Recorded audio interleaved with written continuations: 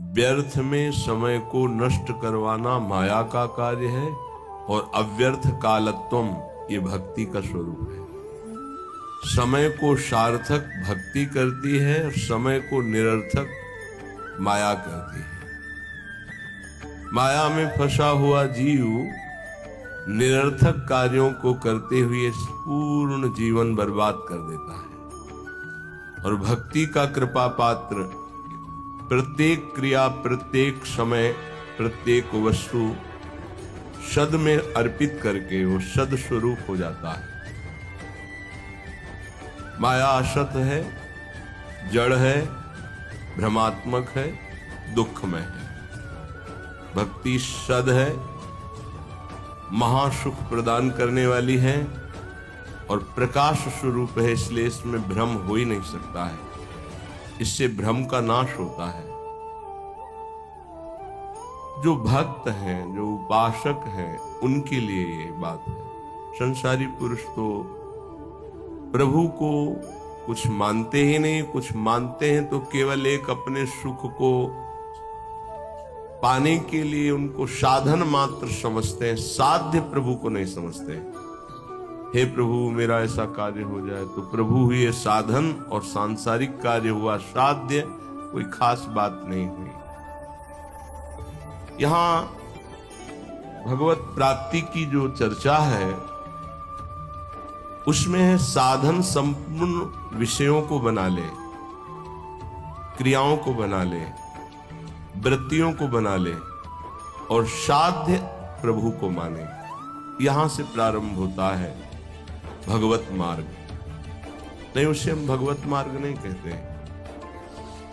जो केवल सांसारिक भोगों को, सांसारिक पदों को, सांसारिक वस्तुओं को सत्य मानता है और सुन सुनाकर कहीं न कहीं प्रभु से इतनी आस्था रखता है कि हमारी सांसारिक कामनाओं की पूर्ति हो जाए, वो विषय साधक है, उसे अभी परमार्थिक नहीं कह सकते। यद्यपि भगवान उसे उदार ही कहते हैं। जैसे पिता से कोई मांगे तो पिता दुलारवश कहता है, तुम्हें धन्यवाद, तुमने हमारी मर्यादा रखी, किसी और से न मांगकर हम ही से मांगा। इसी तरह प्रभु कहते हैं उदार है, आर्त या अर्थार्थी या जिज्ञासु। पर ज्ञानी को अपनी आत्मा कहा है। ज्ञानी अर्थात जो ये जान गया है कि संपूर्ण संसार एकमात्र सत्य परमात्मा है, प्रभु है और मेरे जीवन का लक्ष्य उसी प्रभु को प्राप्त करना है। ये भूल भुलैया के मार्गों को कहीं धर्म नहीं कहा जाता। त्यज लोक धर्मांश, लोक धर्मों का त्याग करने की बात कही गई, ये भूल भुलैया है। श्री भगवान जगत गुरु है, वही कह रहे हैं सर्व धर्मान परित्यज्य माम एकम शरणम व्रत। मेरी एक शरण में हो जाओ। मनुष्य जीवन का लाभ शरण में हो जाना है। शरणागति का तात्पर्य है तदर्पिता अखिलाचारिता तद्विस्मरणेन परम व्याकुलते। एक एक आचरण प्रभु के अनुकूल हो और निरंतर प्रभु का स्मरण हो। स्मरण में थोड़ा भी विस्मरण बर्दाश्त न हो।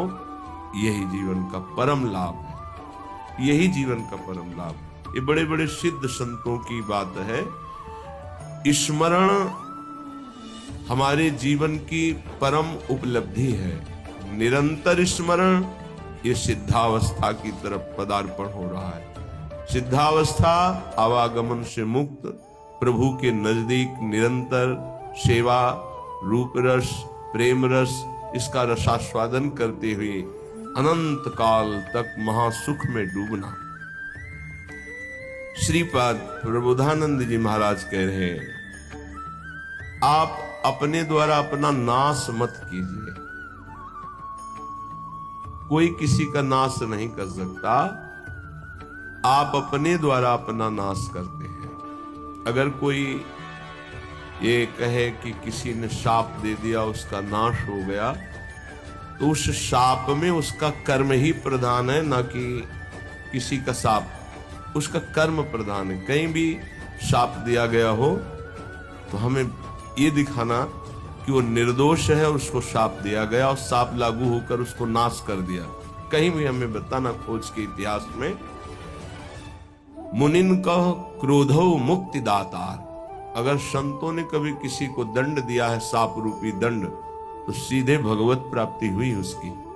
जैसे नलकूबर मणिग्रीव परम पावन भागीरथी अलकनंदा में, आकाश गंगा में अपवित्र दशा में थे,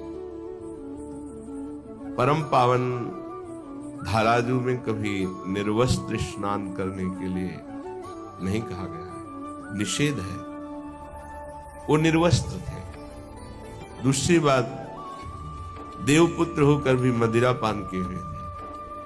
कुबेर जी के पुत्र हैं, धनाध्यक्ष कुबेर, धन मद इतना बढ़ा कि परम पावन गंगा जी में भी खड़े होकर मदिरा पान करके ऐसे लौकिक विलासता। तो जे भी देवर्षि नारद जी गए तो अप्सराओं ने तो वस्त्र धारण करके उन चरणों में प्रणाम करके लज्जापूर्ण स्थिति में खड़ी हो गई, लेकिन वो निर्लज्ज मदिरा पान किए हुए ऐसे, ना कोई प्रणाम मुद्रा, ना कोई। तो उनका हाथ में इतने बड़े महापुरुष के पुत्र होकर ऐसा आचरण करते हो, जाओ मैं तुम्हें शाप देता हूं, वृक्ष योनि को प्राप्त हो। बड़ा भयंकर शाप, तो बड़ा भयंकर, कहां कुबेर पुत्र और कहां जड़ वृक्ष योनि। पर कृपालु नारद जी ने कहा, वृक्ष तो बनोगे पर नंदालय के द्वार में वृक्ष। और भगवान सर्वलोक महेश्वर जब अवतार लेंगे तब तुम अपने स्वरूप में आ जाओ। क्या सौभाग्य मिला, ऐसे साधनहीन को योगी दुर्लभ वांछित वरदान मिल गया। प्रभु उस नारद जी की बात सत्य करने के लिए जब मैया ने ओखली में बांधा तो ओखली घसीटती हुई वहां पहुंचे और दोनों वृक्षों के बीच में फंसा के ऐसा झटका मारा, दोनों वृक्ष गिर पड़े और उनसे दिव्य पुरुष यही नलकूबर मणिग्रीव प्रकट हुए और भगवान का दर्शन, भगवान के वचन, भगवान का स्पर्श प्राप्त किया। क्या ये शाप है?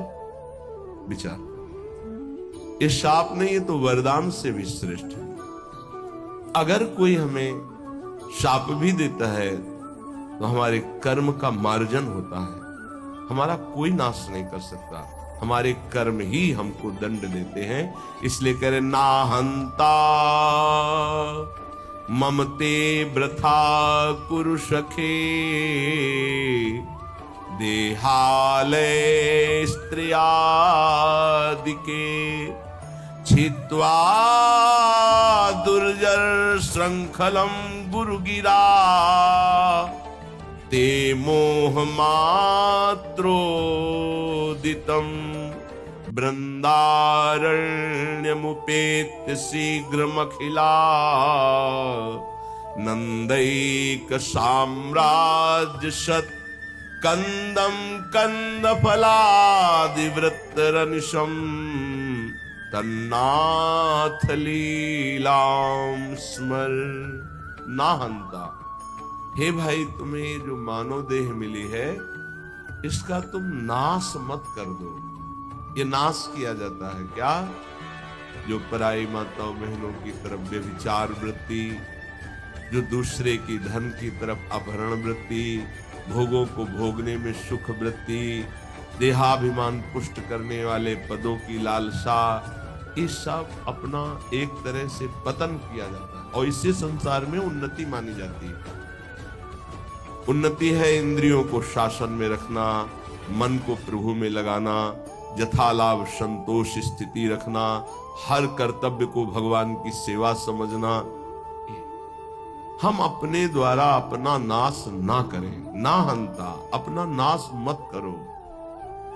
कोई तुम्हारा बाल बांका नहीं कर सकता, तुम्हारा कर्म ही तुमको दंड देता है। किसी व्यक्ति की बुद्धि में बैठकर या कोई घटना रूप या तुम्हारे शरीर में रोग रूप या परिस्थिति रूप तुम्हारा कर्म ही तुम्हें दंड देता है। विश्वास कर लो, कोई दूसरा त्रिभुवन में नहीं है जो तुमको कष्ट दे सके। इसलिए जो तुम्हारा देह है, जो घर है, जो स्त्री पुत्र आदि हैं, वृथा में इनमें अहम और मम बुद्धि करके अपना नाश मत करो। बहुत से परिवार तुमने छोड़ दिए। योग वाशिष्ठ में प्रसंग आता है चूड़ाला जी का, और भी बड़े महापुरुषों का आता है। वो सरस्वती की उपासना करती थी रानी। जब उसके पति युद्ध में मारे गए राजा तो बहुत विकल हुए, तो अपनी प्रिय सखी सरस्वती जी का स्मरण किया, आकाश स्थित हो गए और उसने कहा मेरा सहयोग करो, मैं इस समय बहुत व्यथित हूं, मुझे ऐसा ज्ञान प्रदान करो जिससे मैं अपने पति के वियोग को सह सकूं। मुस्कुरा दिया सरस्वती जी और कहा तुम मुझे अपनी सखी कहती हो फिर दुखी हो रही हो, कितने तुमने परिवार छोड़े तुम्हें पता है? बोले नहीं, मुझे तो यही लग रहा है मैं पहली बार जन्म लिया हूं, ये मेरा पति है ऐसा। आओ, तो उनका सूक्ष्म शरीर उनके साथ हो गया, स्थूल वहीं गिर गए। कितने जगह ले गई, ये देखो पूर्व जन्म के तुम्हारे अमुक अमुक नाती पुता परिवार, ये देखो यहां तुम पिता थे, यहां तुम पुत्र थे, इस घर में तुम अमुक थे, याद आ रहा है तुम्हें? तो सरस्वती जी ज्ञान देती जा, हाँ हाँ हाँ। अब इनका कोई परिचय तुमसे है नहीं, ऐसे उस जीव का तुमसे कोई परिचय नहीं है, वो कुछ समय के लिए केवल तुम्हारा पति। बहुत बड़ी ज्ञानी सिद्ध महापुरुष योग वाशिष्ठ में बड़ी विशुद्ध चर्चा ज्ञान की है। ज्ञान मोह का नाश करता है, उसका मोह नष्ट हो गया।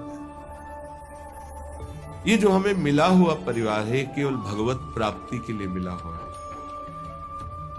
गृहस्थ धर्म और विरक्त धर्म अलग अलग मर्यादा है।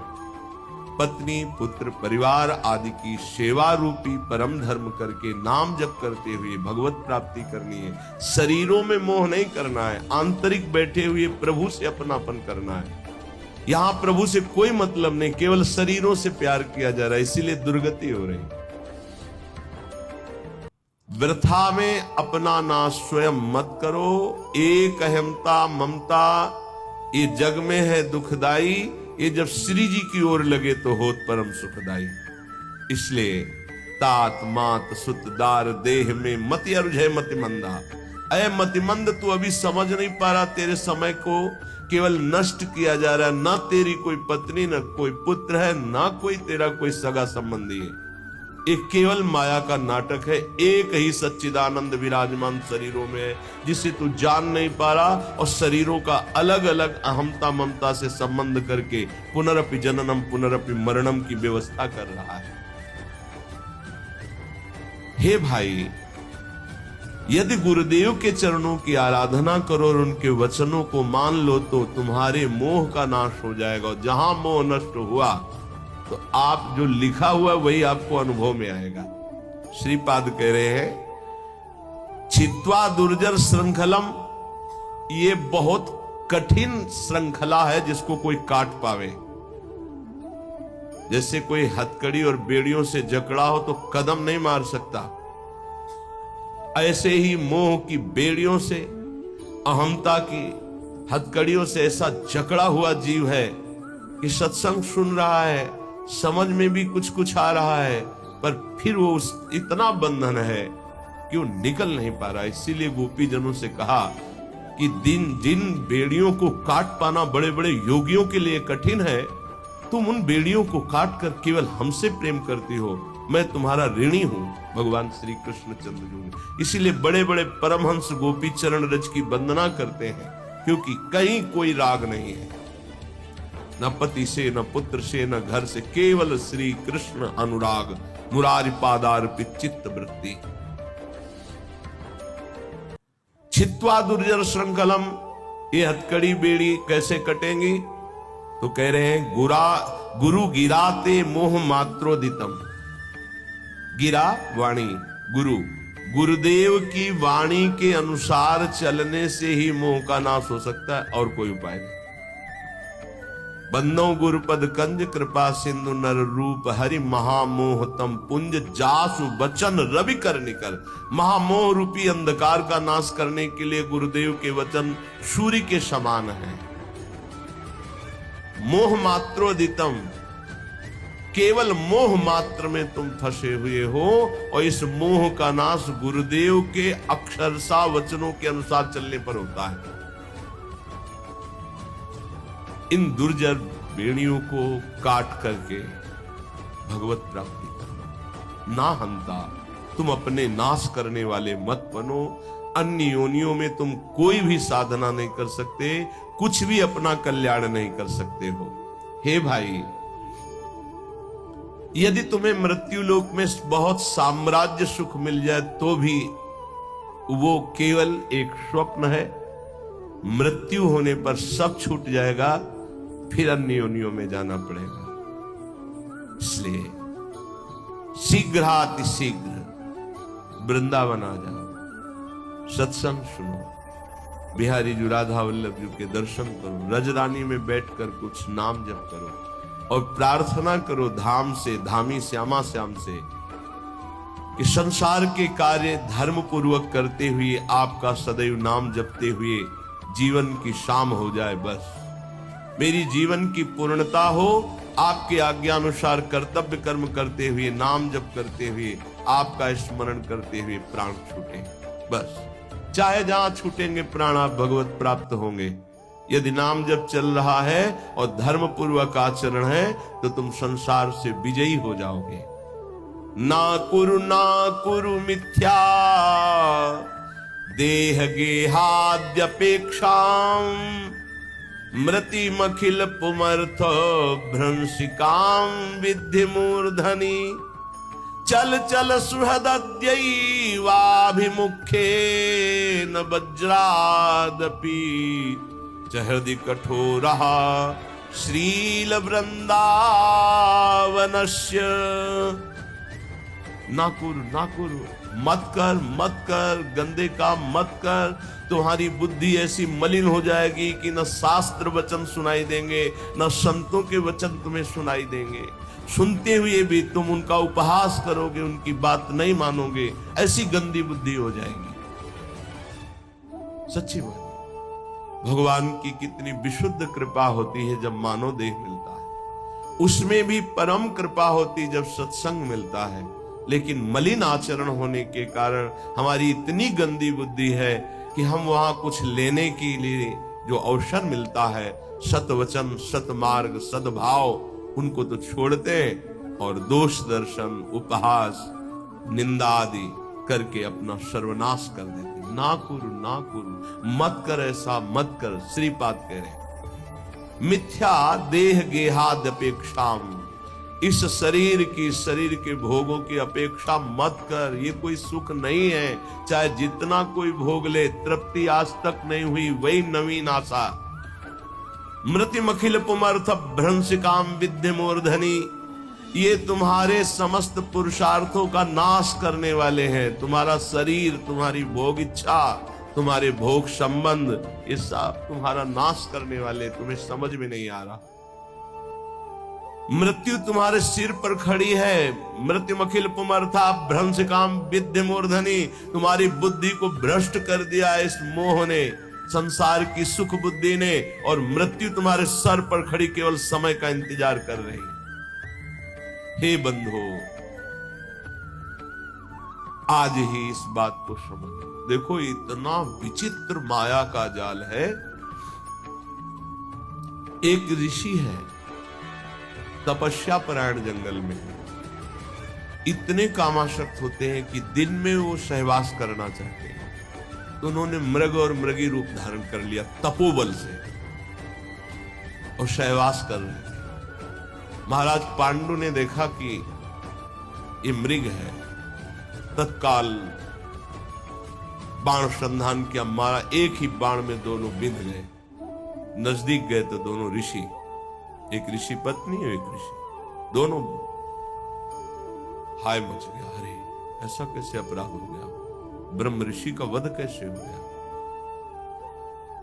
तो उन्होंने बताया, दिन में पशुतापूर्ण जो व्यवहार है मैं ऋषि होकर नहीं कर सकता था, पर मैं कामांध हो गया, इसलिए पशु रूप धारण किया, मृग रूप।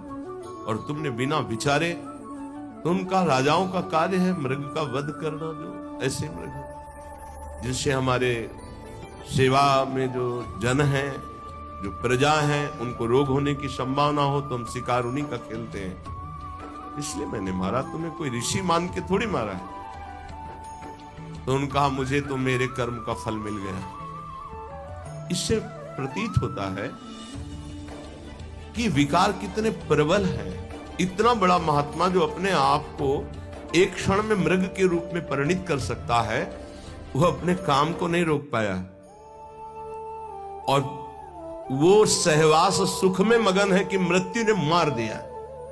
यहां कह रहे हैं मृत्यु मखिल पुमर्थ भ्रंशिकाम विद्य मूर्ति, तेरी बुद्धि को भोगों ने भ्रष्ट कर दिया है, पर तुझे यह पता नहीं कि मृत्यु तेरे सिर पर खड़ी है।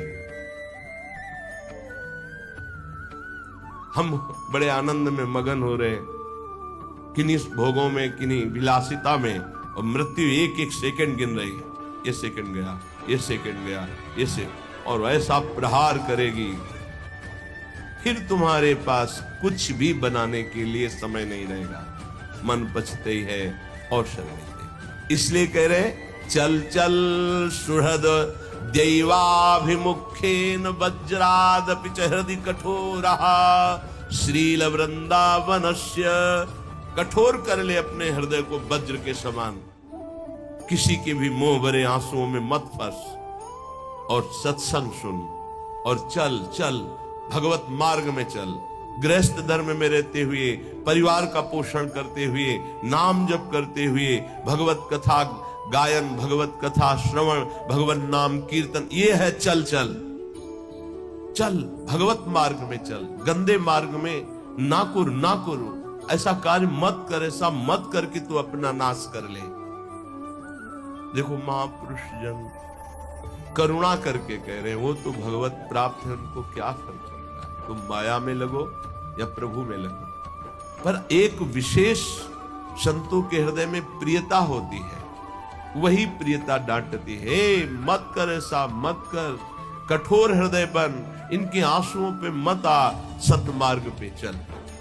चलो तुम ऐसे परिवार में हो जहां कलह हो सकती, तिलक मत लगा, मत कंठी बांधो, मत ठाकुर सेवा विराजमान करो, और अंदर अंदर रो रो कर पुकार सकते हो राधा राधा। अंदर ही अंदर कोई जाने ना, भगवत प्राप्ति हो जाएगी। बात मान लो, भगवत प्राप्ति के लिए हम अपने जीवन को अन्य कोई आश्रय, अन्य कोई संबंधों में नहीं खोने वाले। भगवत प्राप्ति के लिए हमारा जीवन है। अब हम भगवत प्राप्ति करके रहेंगे। अगर हमारे ऊपर ऐसा शासन है कि हम बाहरी भागवतिक रूप नहीं धारण कर सकते तो ना धारण करो। झगड़ा कलह नहीं करना, पर राधा राधा करने में कौन जान पाएगा। चुपचाप अंदर ही अंदर राधा राधा। रावण कभी नहीं जान पाया कि विभीषण इतने महान भागवत हैं। जानने की भी कोशिश की तो भी नहीं जान पाया। ऐसी चतुरता से भजन किया, और पूरे भवन में लिखा हुआ था राम राम राम नाम अंकित गृह। हनुमान जी महाराज ने यही देखकर अंदर प्रवेश किया कि लंका निश्चर निकर निवासा, यहां कहां सज्जन कर वासा, यहां साधु कैसे हो सकता है, क्योंकि साधु के ही मकान में भगवान नाम अंकित होते हैं। यहां साधु कैसे हो सकता है। राम राम। सूचना रावण के पास पहुंची थी कि राम राम लिखे हुए हैं, ये क्या है, आपका भाई है, महामंत्री पद में भी है, लेकिन आपका विरोधी है। गया मंदोदरी कहे, ये कैसे। उनका प्रभु हम ये किसी और का नाम नहीं लिखे, आप और रावण, रा मंदोदरी, मां रा। बड़ा प्रसन्न हुआ, हे सब गलत कहते, मेरा भ्राता मुझे बहुत प्रेम। भक्त कभी झगड़ा नहीं करता है। लात मारा तो भी झगड़ा किया क्या। तुम पितु सरिस भले ही मुझे मारा, राम भजे हित। अब खुल के बात होने लगी। पहले आग को बढ़ाओ, अंदर भक्ति की आग को, और जब इस कोट की आग,